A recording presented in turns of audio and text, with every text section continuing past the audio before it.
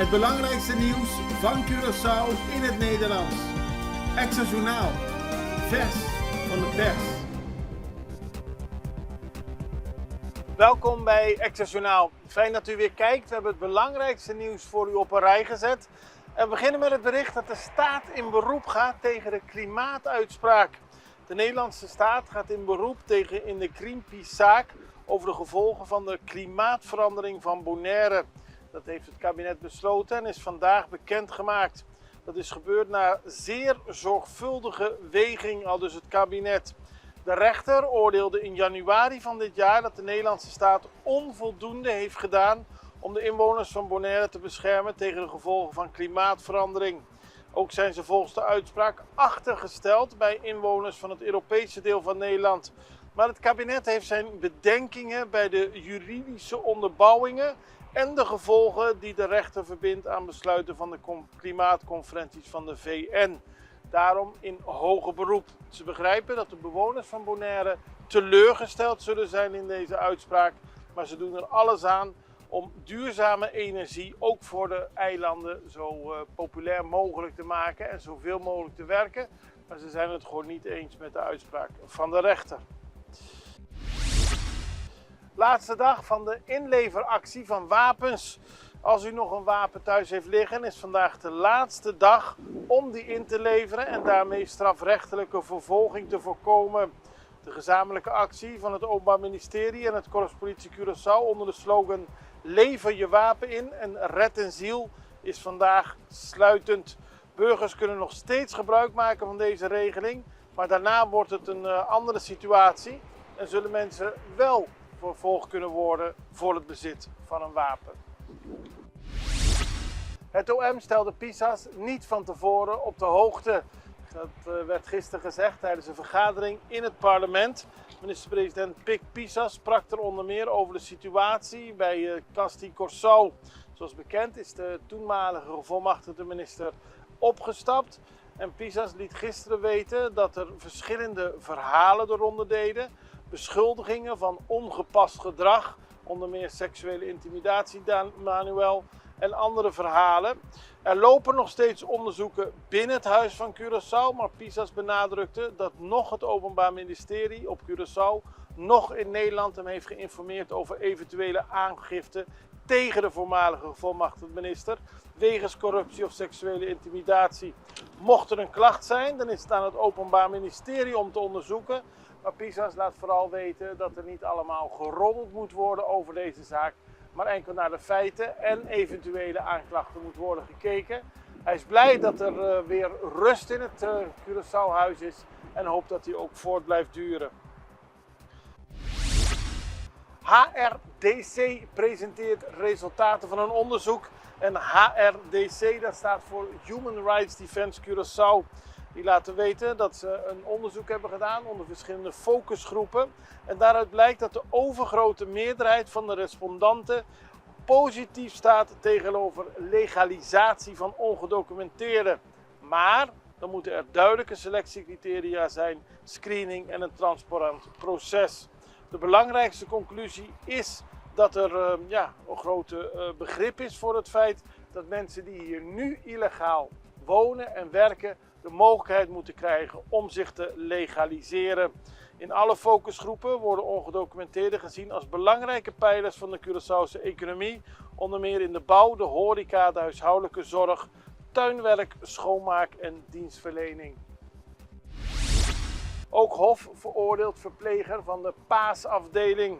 De man, 38 jaar, die eerder in eerste aanleg was veroordeeld tot 4 jaar gevangenisstraf, waarvan 6 maanden voorwaardelijk, is nu opnieuw veroordeeld tot 4 jaar gevangenisstraf. Ook werd hem een beroepsverbod van 6 jaar opgelegd. Dat betekent dat hij gedurende 6 jaar niet in een ziekenhuis of kliniek mag werken. De man had in eerste instantie aangegeven dat hij niks kon verklaren over een seksuele relatie met een patiënt. Hij werd daarna beschuldigd van het verkrachten en heeft met een andere advocaat wel willen zeggen wat er aan de hand was.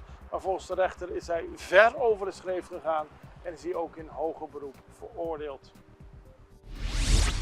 Auto- en motordieven opgepakt. De Curaçaose politie heeft gisteren 3 aanhoudingen gemeld in verband met diefstal van auto's en ook motorfietsen. Het gaat om zaken die nog in onderzoek zijn en inmiddels hebben deze arrestaties plaatsgevonden, maar er kunnen nog meer arrestaties plaatsvinden. Er was een ongeluk op 5 december vorig jaar in de omgeving van Otrobanda. En naar aanleiding van het onderzoek dat toen is gestart, zijn nu de mensen aangepakt. Het gaat om een man van 25 met de initiale NRS. Die is geboren op Curaçao en hij is opgepakt op een recherchebureau. Ook zijn er mensen opgepakt in verband met een zaak rond onregelmatigheden in voertuigdocumenten. En daarbij gaat het om een 36-jarige op Curaçao geboren man. De politie laat weten de zaak verder in onderzoek te hebben. Pick-up valt om en brandweer blust brandende koelkast. Het zijn 2 berichten die ik gecombineerd heeft. Want gisteren moest de politie van Rio Canario uitrukken voor een situatie waarbij een pick-up tijdens het oprijden van de Winston Churchillweg een klapband kreeg en meerdere pallets met lading op de weg vielen. Zorgde voor veel verkeerproblemen. En gisteravond moest de politie naar Caia dos Placa. Er zou een brand zijn in een woning, maar de brandweer was ook aanwezig en die zag dat het niet ging om een huis, maar om een vriezer in de tuin van de woning. Het vuur is geblust en dat is allemaal opgelost. Ik ga even een break nemen en ben zo bij u terug met meer nieuws. Extra in Nederland. Van Amsterdam tot Arnhem, van Groningen tot Maastricht, Extra is erbij. Volg Extra Digitaal en blijf op de hoogte van de belangrijkste ontwikkelingen in Nederland. Extra Digitaal is te zien op verschillende platforms en kanalen zoals WhatsApp, YouTube, Facebook, Instagram en ook TikTok. Wilt u ons op de hoogte brengen van een evenement of iets doorgeven? Neem contact op via WhatsApp, e-mail, Facebook of bel gewoon 06 1364 2945.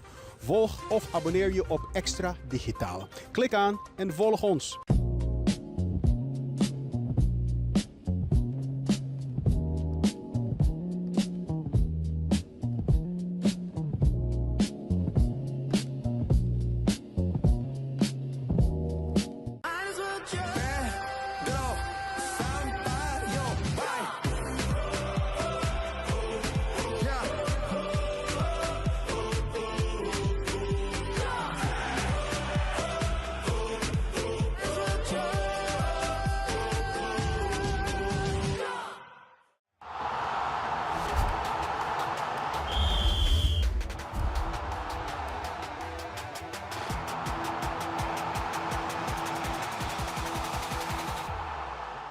Dan gaan we verder met nieuws en we beginnen met een bericht over jonge medici die zijn afgestudeerd in Costa Rica. Gisteravond vond in San José in Costa Rica de afstudeerceremonie plaats van de Universidad de Ciencias Médicas.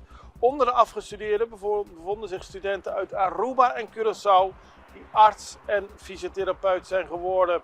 Op de foto ziet u onder meer Antonio Mendes Brazal uit Curaçao en Gilberti Romero uit Aruba. Verder uit Curaçao Safira Felida en Chernison Martina.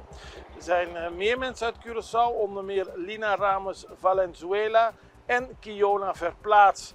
En Gamir González is afgestudeerd als fysiotherapeut. Gefeliciteerd met het afronden van de studie en ja, hopelijk tot snel op Curaçao.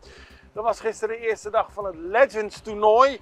En dat was een mooie dag. Fans kwamen heel veel op af. Die konden genieten van wedstrijden met onder meer Argentinië, Nederland, Curaçao, Brazilië. Argentinië, Curaçao en Brazilië hebben trouwens gewonnen. Mooie doelpunten. En Curaçao heeft gewonnen van Nederland. Nou, u kunt het voorstellen. Wesley Sneijder, de oud-international, die klaagde dat de Curaçaose spelers te fit waren om mee te doen. Terwijl Nederland zelf met Maarten Stekelenburg ook een best nog wel fitte speler heeft. Dus die klachten gingen niet helemaal op, maar het was allemaal in een vriendelijke sfeer.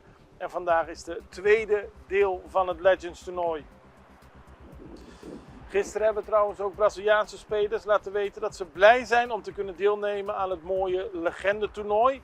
Vorige keer speelden ze niet al te best en nu zijn ze heel fanatiek. Onder die Braziliaanse spelers ook Ronaldinho.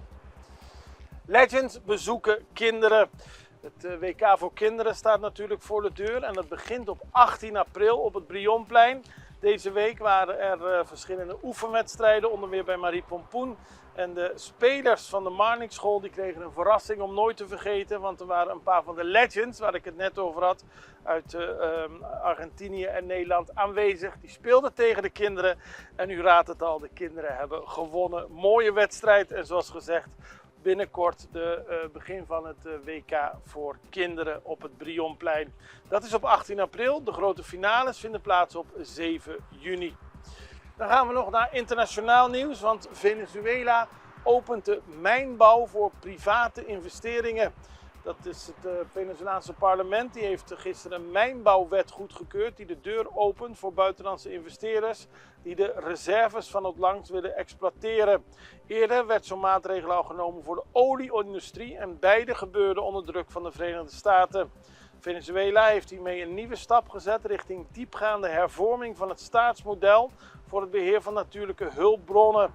Het parlement keurde de nieuwe mijnbouwwet unaniem goed. Dat gebeurde ook met de koolwaterstoffenwet. En dat betekent dat nu buitenlandse bedrijven aan de slag kunnen met zowel de olievoorraden als onder meer het zoeken naar goud, diamanten, bauxiet en coltan. En dat is weer belangrijk voor de productie van mobiele telefoons. Het is een bijzondere stap weer die gehouden is in Venezuela en we houden de situatie voor u in de gaten. Dat blijven we doen en maandag zijn we weer terug na het weekend met meer nieuws. Ik hoop dat u dan weer kijkt. Allerbeste, tot ziens. Dag.